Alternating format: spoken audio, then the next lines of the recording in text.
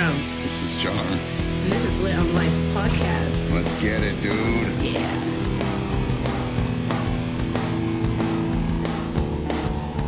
Welcome to Lit on Life. Lit on Life podcast, episode 55. This is Lit on Life. This is episode 55.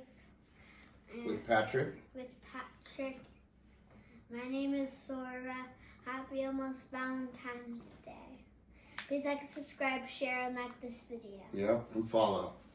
Good job, Follow. Sora. One thing to make sure it's smash that out. Everything else is kind of like... Yes, I don't know what that is, but smash that out. Kids know that. Like she said, this is episode 55. This is Lit on Life podcast. I got my brother Patrick here, who, since 7th grade, Mr. Jensen's class, we were coming in together stoned. He's the only other kid I knew that was, his eyes were as red as mine. And talking about South Park and shit, just the same stuff I was interested to. We grew up, obviously, in a Mormon town, Mormon state, and we were definitely... Not that. Yeah. So, yeah, man, and it just, our whole lives, we've always crossed paths. We've always been super close, and the only thing that really separated us was heroin at the end, you know? Oh, yeah. Like, we kind of, when we were doing heroin together, we kind of just, I sold over here, you sold over here, Well, yeah, and we would run into each other. You and don't you would want to usually take take care over of each me. other's territory, Yeah. and or it's a very like personal Yeah. high. Like I just want to go check out, kiss my kneecaps. Yeah. I want to spill cereal on my lap. Don't judge me. But thank you, brother, for doing this with me. Absolutely. I've been thinking about this for a long time, about doing the podcast with you, because I don't know if there's another person that I can relate to as much as you, bro. And just like growing up with you, we were always super close, dude. And I just love you, brother. Yeah, I mean, Goat used to call me the half-ape, and Yeah. until he didn't. Yeah, since you've been doing the podcast, I could say like there was a little ping of jealousy at one point because I could never get my shit together long enough to, or sustain it long enough to actually be present and do it the way I would like to. So I'm glad to be here. Like, I feel like it was the right time. As soon as you asked me to, I said, let's do it. Yeah, no hesitation. So my first question, I just want to know the first three bands that made you fall in love with music. First three? Yeah. First one was definitely Guns N' Roses. Same, dude, same. As cliche as that sounds, I grew up idolizing my oldest brother, who was quite a number of years older than I, and he bought me Appetite for Destruction on cassette, and Tesla, which was his favorite band. He was really hoping I'd get into them, but no. Didn't have it. Appetite for Destruction, first cassette tape I owned that I pursued and like fell in love with. Three bands, still the Deftones.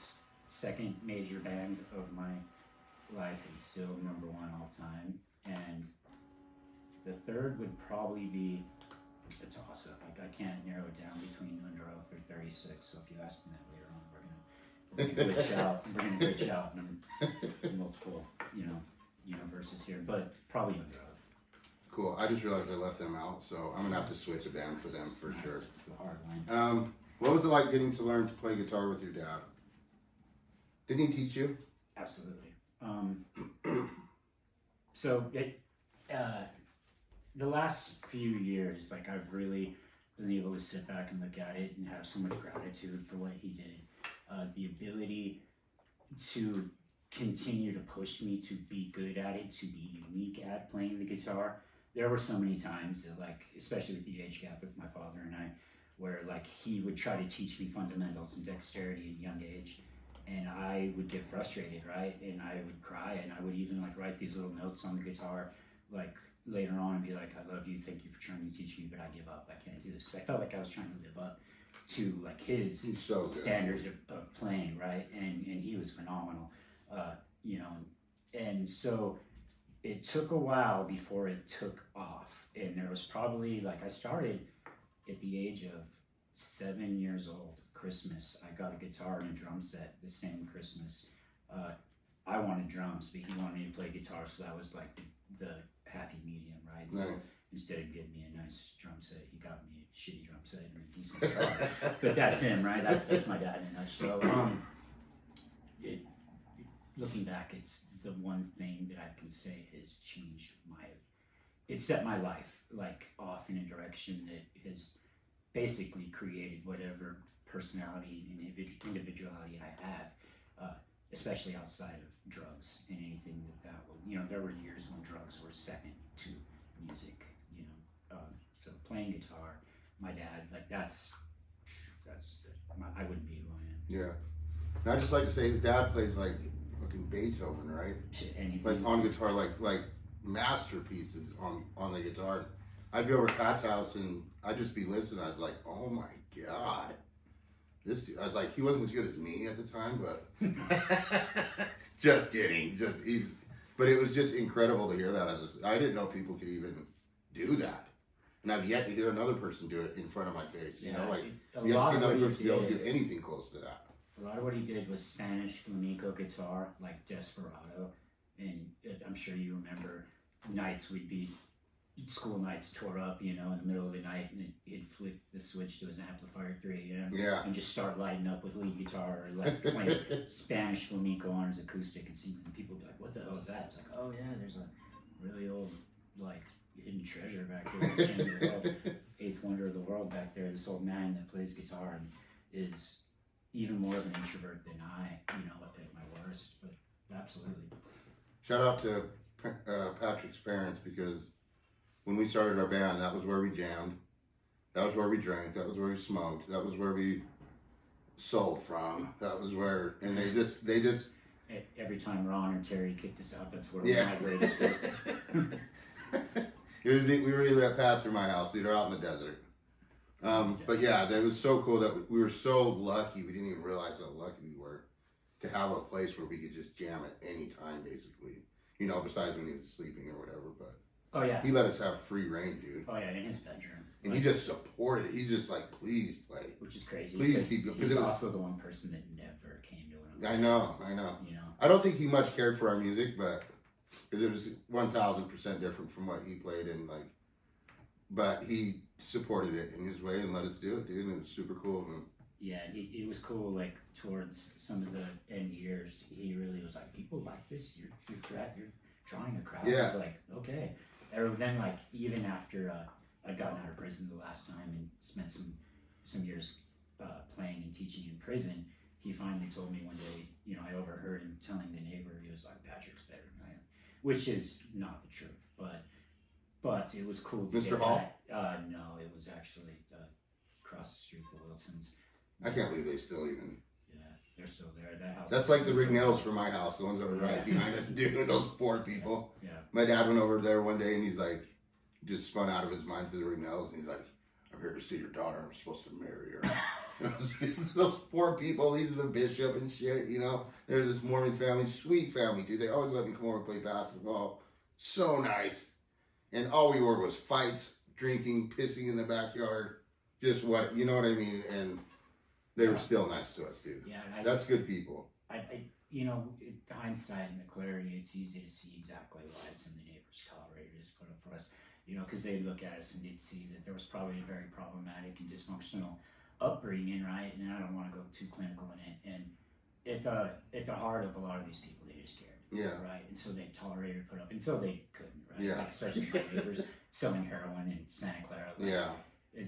In hindsight, like I deserve every bit, if not more, than what I dealt with legally after all that. Because, truth be told, it was pretty horrendous. But yeah, like our neighbors were amazing. For sure. For tolerating us. Yeah. How old were you when you first got stoned? First? Yeah. Probably like 9 years old. Around the same time Really? I had my first cigarette, yeah. Every day by 11. Yeah. Realistically. I didn't know that. I didn't Probably know. 12 and 13. Kelly and I would smoke with my mom. And that's the transparency I'm trying to have these days. Like my mom, God rest her soul, she's an amazing mom. But she allowed, me to smoke weed so at a really young age. By the time I met you and I could Miss Jensen's class, I was a full blown. What class was that? Was it history or English? It was like probably first grade. I can't remember a thing about it besides her getting mad at me all the time. His name, but It was a I think chick, like it some was that social older- studies. I think Maybe. possibly. Yeah, it was. I got an something- F. It wasn't math. It wasn't anything cool. Yeah, you got an F. I probably like slid through. I would overachieve just to think it was taking the heat off. However, wait. Growing up in St. George, did you feel like an outcast at school? I know I kind of brought that up, but Absolutely. And after all the recovery, all the treatment, everything, like I can sum this up in a nutshell. I think one of the major roots of my problems where I felt different than the kids that I grew up around, especially like before, middle school. Like I can recall getting sent home from a sleepover because the parents found out on a Friday night at 10 p.m. that I wasn't LDS, and they're like, "Oh no, we can't have that." I looked like a good kid until I wasn't. And so all I did was if I don't fit in, I pushed it and decided I'm gonna make myself more of an outcast. And and that it is at the root of all my mental, cognitive issues until I met you, until I found friends, birds of a feather. yeah. Absolutely. So did you say you were 13 when you started selling? Selling weed by 13. 13. Absolutely. I think I was about. I got stoned at like 12, I think, with some chicks that I used to box with. She's now my beard barber, and she was at the baby shower. But these older chicks, Mexican chicks, that I thought were super cute, were like, "Do you smoke weed?" And I was like, "Hell yeah!" Like get over your short. And they invited me over, and they knew instantly I didn't smoke weed. They could tell instantly. Yeah. Ourselves. But dude, yeah. And then Shannon, do you remember Shannon? Yes. He started. I'd go over there and box people, his friends and shit. I'd go over there and box Jared Everett's dad's parents, Jeremiah Everett's parents, friends. They're all drunk, and I just mop them up. Oh, yeah. And then they like betting. Bets on you. Yeah, and Shannon taught me how to weigh it, how to break it down, how to whatever. And ever since then, I was like, dude, I'm not paying for this shit anymore. English scale. Yeah, a little mental scale, dude. It's crazy to think because 13, right, started selling weed, and I remember I saw profit enough to where I was able to like provide all my half siblings and my little brother and mom with Christmas presents one year. And not just selling weed, like we made money. Like it's ridiculous to think about, like without glorifying it. That there is one of my biggest problems is I developed this second nature subconscious mindset that I could always do that, and that was how I could cut corners and get around in life is by selling. Well, dude, that's what I remember I can't remember her name, but I went and told my story at Mill Creek, which was super cool. But the lady whose husband was your tracker. Miss Do you know who I'm talking about, though? Kelly Ramers. Yeah, and she was like, "You guys are going to prison." I'm like, "I'm going to buy this school." She was right. Yeah, I was like, "I'm going to buy this school, and I'm going Miss to fire Ramers, she you." was a substitute teacher, I think. Yeah, and she was like the librarian, too. Yes, that too. But she was right, dude. I never went to prison, but Shout out to Mill Creek High my School. life was fucked, Like, Yeah. she was right, and I was wrong. But I always thought that that's what I was going to do forever. I was just like, it's not a big deal. I'm not doing math. I'm not doing, and it's just like, we're making money. We're doing good. We're buying our music equipment. That's what else we're doing with life anyway. So none of this matters. Like, I had no sense of like, oh, you should get a good credit score and like, No, I no, was like, I would no. have even saved a fraction of that. I would Yeah. have been very well. Yeah. And that's the other thing is I wasn't taught how to be an adult because I was already off and making adult decisions for myself by the age of 15. And for us, it was, besides my grandparents yelling at me, but I just shut that out, not listening to you no more. There wasn't really much resistance to what we were doing, from our parents. So it was like we helped out. I got cool gifts. Christmas, it's not that my mom cares about even a gift or anything, No, but especially your mom. yeah, but it just wasn't really rerouted. They were just like, yeah, that's what he does. That's Tyrone. I can That's remember Pat. one time I messed up and I wasn't selling as much weed as I had been, and my mom had become very used to that income, and she even offered, "What do I got to do to help you get going again?" I remember. Right, like as long as I can remember the look on your mom's eyes, like how like stressed out, nervous she was. As I'm bringing large quantities Yeah. onto the house, but like I tried to be the wiser friend, like the one I'm smart, but like as long as there was dividends, like I think they looked the other way, but at the same time, like we put them our mothers. Yeah. Hell, but For sure. I remember one time DCFS, or was it DCFS, came over because I was on an ankle monitor and I was always in trouble growing up. But they came by and they were supposed to have a meeting with us and I just left. me and my mom were supposed to sit down with them. Mhm. And I was like, later. Yeah. You know, and they're like, what the fuck? And my mom's just like crying. And I'm just like, nope. No, I don't give a fuck Yeah, about any. kids- I'm going to party. We're going camping. I'm probably going to detention. Yeah. Whatever. I'm going to have fun Kids tonight. end up on Maury for less than that. Yeah. You know what I mean? Do you know last time I went to jail, or me and my brothers went, my grandma had us set up to go on the Dr. Phil show. And I was like, no fucking way, dude. I'm not doing Just that. think about how easy that really would have been. If they would have known even like a I fraction know. of the truth, like they'd be like, get him in here. She literally had it set up. Yeah. I'm sure he would have loved to have us there. Oh yeah, like even with everything I've done in all the psychology I've looked into at this point in life, I would love to kick the brain of a child who's in there. So I just wanted, I told you about this earlier, kind of give you a heads up about it, but just kind of explain the progression of your drug use and how it happened, like how it progressed and just the process kind of, you know, like, and I figured we could talk about the band during this and like, Yeah, I mean, Just we'll, kind of we'll try to freestyle, keep it yeah. like guided in one Yeah. direction. So 13, right? I'm already smoking pot. Not that I love the feeling, I love the money.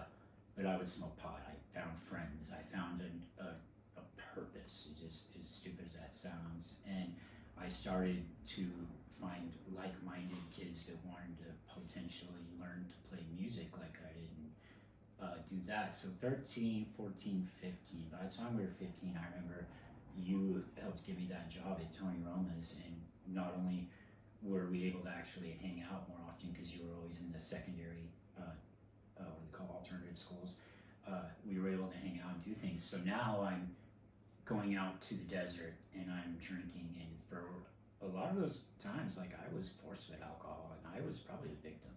You know, if I'm thinking about it, like with Pirate pouring liquor down Yeah. my throat, and I'm already on the verge of alcohol poisoning. But like, God bless all our friends. Yeah, dude. We would always make sure that nobody got seriously. I will never regret those days. I don't. There's I don't nothing regret to any regret of it. about any of that. Honestly, I regret. I felt free. I felt, even though I was locked up, I'd get locked up for all the shit, but I'd get out and I'd just be locked up, just waiting to go camping again, dude. Just waiting to hang out with everyone, knowing I was probably gonna get locked up Remember in again. high school, all the people that weren't even our type of Dude, just group, wanted to eventually be they there. come experience that. Yeah. Like, are we gonna go this weekend?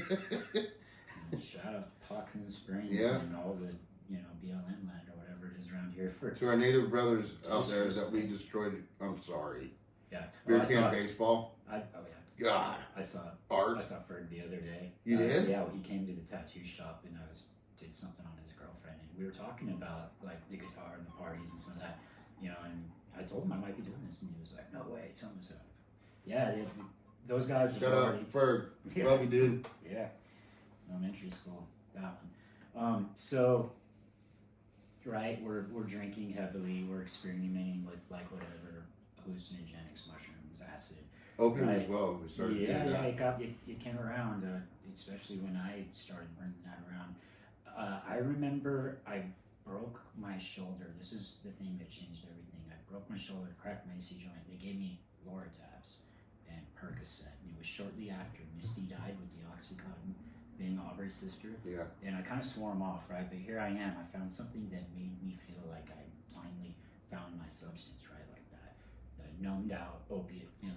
And I remember we started snorting Percocet, which is terrible of a Yeah. that sounds like, right? Like, and things progressed. Eventually, that became Oxycontin.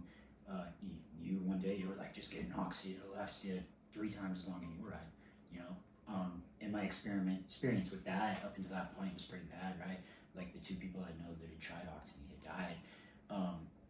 So I and at this point, I'd already been arrested and in drug court and graduated. I'm 19 years old, and I did heroin one day. Chris Hardy, right?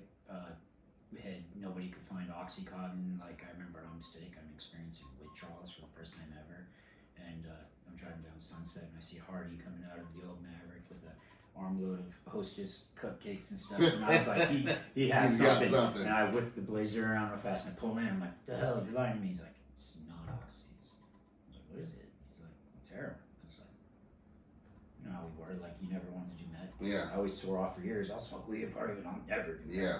Never. Right? And I tried it, and I mean, I wasn't sick. I didn't love it that first night. Like, methadone was the thing to, like, alleviate whatever withdrawal symptoms we'd experience until a few months later I tried it again, and I fell in love with opiates. I finally found a substance that made all the doubt, fear, insecurity, everything that I was experiencing at that age disappear, and I was able to just relax, right? And until I couldn't relax because I was worried about getting arrested, but yeah, it set my mind still. So that's 1920, right? And at that point, the band thing took off, right?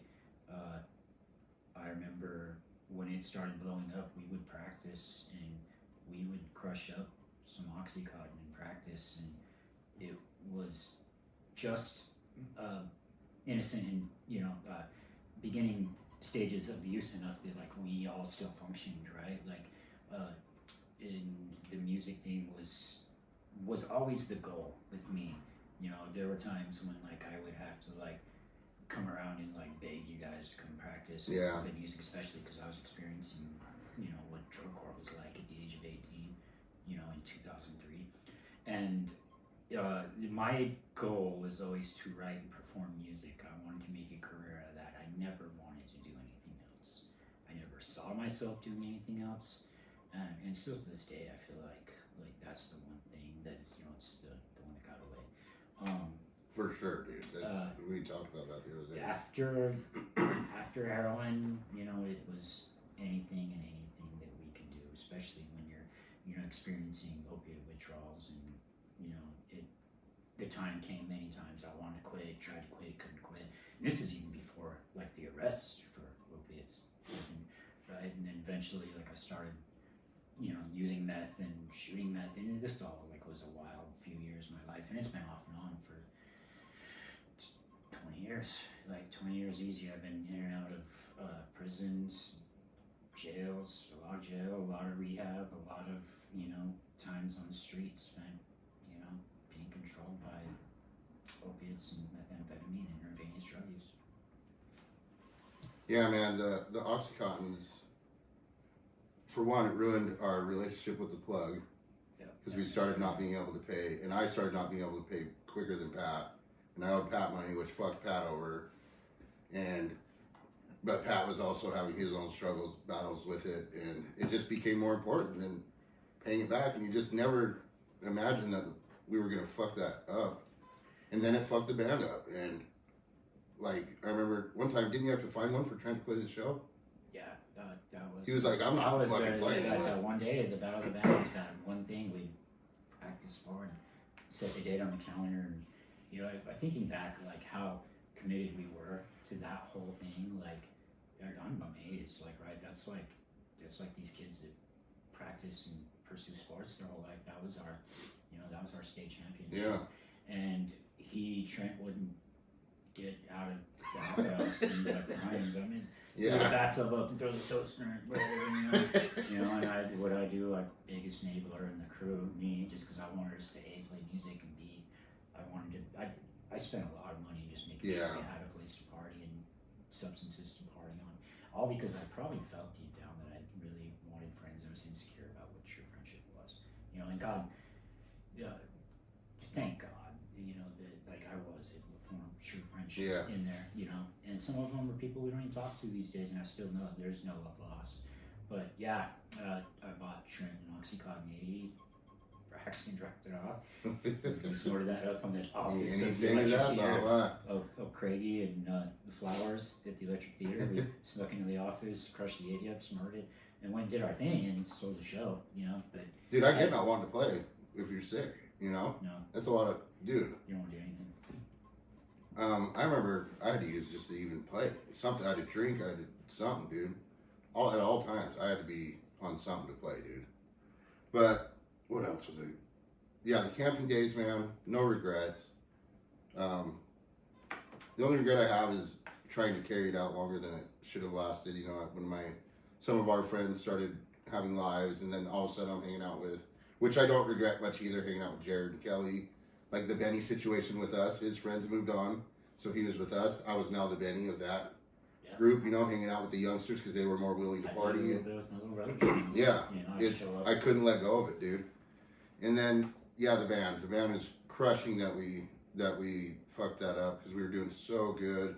We put in so much work, so much time into that, and it was pretty much effort. It was fun because we were just It got to doing the our point thing. where we were good enough at it, and like it was destined to be something, right? It was rolling, dude. It was in motion. And I I'll felt it. take the most of the blame, right? And I know we've. talked It's all about our this fault, many times. The whole situation was toxic as ever, but like the day I decided I'd had enough was because I was sick of trying to be the people pleaser caretaker for Trent and his alcoholism, you know, and how that affected like fights with my brother, everyone, my mom showing up, goddamn it, Trent's over here breaking shit. You know, like he's pissing on the fucking computer desk, like push him down, throw a blanket on him until I get there. I'm on my way. You know what I mean? I didn't even live there. My parents are still letting us practice. Could we have asked for a better singer though? That Still motherfucker, to this day, that's you two are my best friends. dude. He just The stars aligned. For Yeah. us, bro, and they that they dude were want to line up with continuing us to and just line be up. our friend, dude. Yeah. Yeah. One of the craziest friends we ever had, and one of my dearest friends we've ever had. Still like the and I say this with love, right? Like the vibe, the writing force behind me and him, right? And then you and I had our thing, like I took you under my wing. Yeah. The natural just energy and the way, the originality of what him and I were able to accomplish and still And did years dude, later. even after the band was broke up, you guys started writing Yeah, stuff. again, That was I have far some- better. It's way better. Far Still better to than this what we day, were doing. We talk. Me and him can't. We sometimes we'll go a year or two without talking. We talk. So, Yeah. He knows. We know. Dude, I was Sometimes jealous he when I heard gets that. I was me, he's like, God damn. call me a sorcerer or something. He's like, I heard witch. He's all strung out. Like, what is it? He's like, I can't hate you, right? You know. He's like, he talks about Cloud and some of the other friends, you know, we made Fralick and all that throughout those years. But he's like, for some reason, like him and I and like our connection through music was something else. You know what I mean? Yeah, that definitely bonded us forever, dude. All of us, you know. Yeah. Every time I see Nick too, I'm just like, I love you, dude. Yeah, Is I that haven't his- seen him. I haven't seen him. I can't say how I met his girlfriend, but I got to see Nick quite a bit for a little bit. Mhm. In the last little while, he actually came over and watched fights with me, which is super cool. And Send my love, dude. yeah, We make stupid decisions and we do stupid things, and if drugs are involved, if that's going to it's He was the only one that wasn't. judgment, right? he was Oh, yeah, the God. only one. Think about what he tolerated. I know. More than anybody, like our parents. At least my mom was smoking weed and had an excuse, right? Like she grew up in dysfunction, didn't know no better. But that dude tolerated. That says something about Yeah, he's a great dude, man. the potential that thing had. You know, I got the recordings. I'm looking to get those put on streaming platforms now because every once in a while I have the ability to share that with people. Right, this is you guys really like, yeah, that's me and Tyrone. Like, that was our life. That was. Dude, our I actually life. got pretty good at bass. When I listen to that, I'm like, damn, dude. No, you could play. Okay, how many times have you been to treatment? Well, drug court when I was 18, right? So that counts. Southwest Center, and then a couple like Turning Leaf with Make Paget and that. So I'm gonna say That was fun. 1, 2, Salvation Army, 3, and then we're gonna go 4. Drug court again. Lionsgate twice. Hope Rising, 3rd time now. Crossover. So I'm at like 9 times in trade. Nope, and Premiere for about 2 weeks. Yeah, that counts for sure. Counts. I was there. I don't know if you're awake for any of it, but I don't remember. how many times did your house get raided? The Haven house got raided 5 or 6 times. Because of what I caused, like for my BS, for my shit, I would say the house got raided 4 times, maybe 5. That's full on. I can't That's tell- full on SWAT team. Yeah. Door kicked in. Now, how many times did the cops show up and search it? Probably not 10. Yeah. You know what I mean? Yeah. And that's like not because of like supervision. Like you can't supervision coming in when we're on parole. That house has been searched by the cops probably 20 to 30 times. Yeah. Easily. And then considering my I can't think of anybody else that their houses have been raided more than mine and yours. Yeah. The Hafen house and the Kelly house. Yeah. That's we got to hold the record For sure. I mean, if that's something to be proud of, but yeah, like It's just- you know, it's there's just- times they would it's talk just to my wild. dad, they'd be like, "How do you not know?" And he's like, "It's not that I don't know; it's that I don't want to know." Yeah. He's like, if you knew how much potential these kids, you consider, you know, everyone had, like, you would let certain things slide, and it's not that he let it slide. You know, we all make mistakes and have regret. And as a dad, right? He's always like, I could have been more present in this, right? No, like somebody should have stepped in, adult intervention. For sure. But it's okay. It made us who we are, right? Like we've experienced some life, and like those are things that I would never like want to take out of my life experience. Yeah, I kind of look at our parents like they loved us just no matter how we were, you know, That's like, unconditional.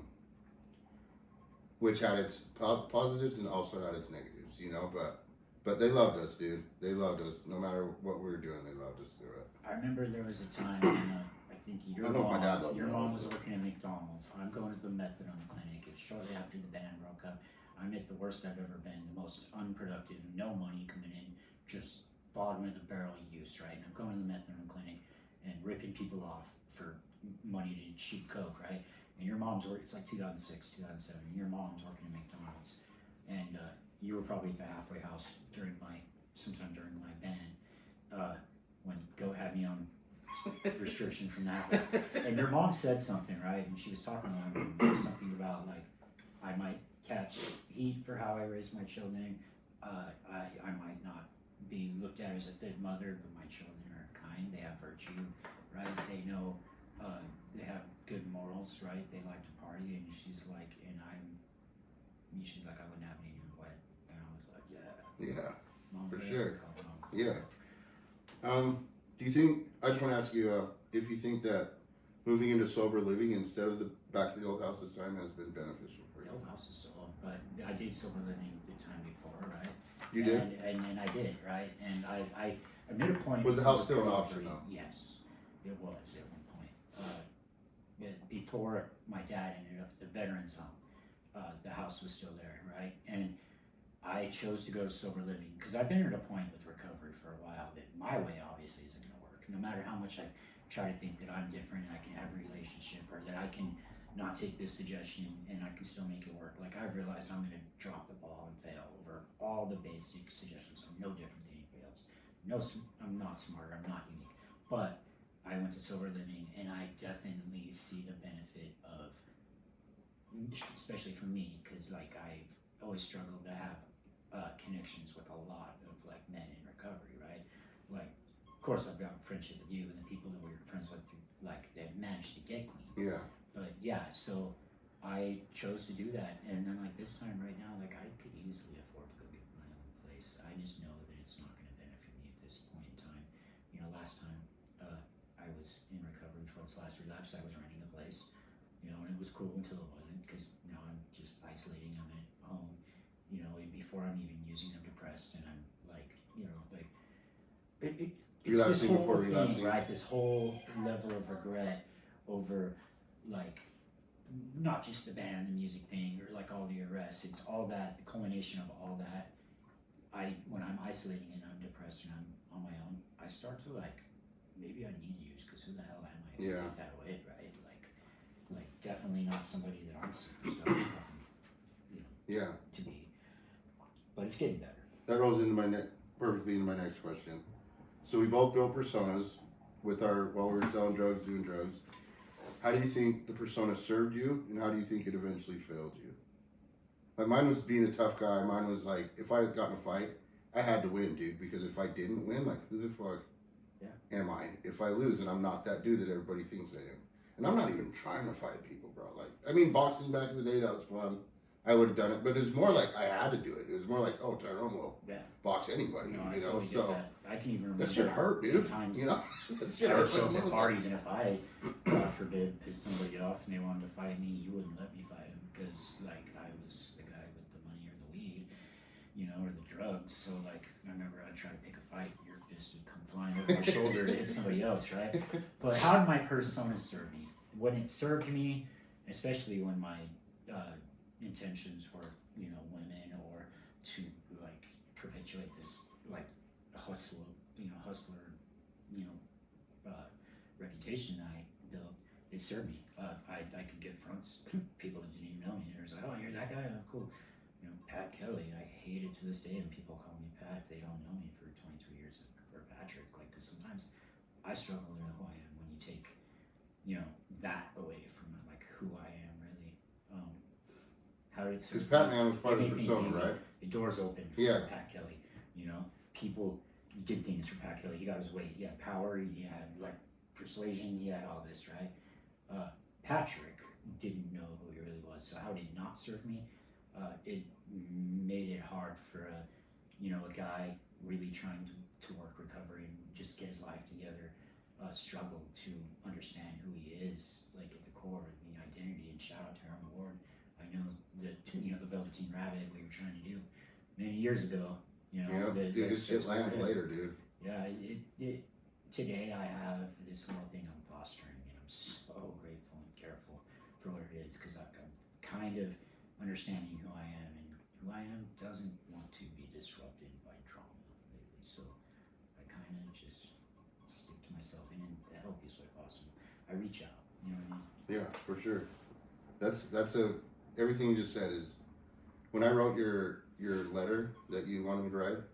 Thank you. I was just like, for the first time in my life, I've heard Patrick say that he realizes that ego is in the persona has been the biggest problem for him. You know, because dude, who are we without it, man? It's fucking terrifying.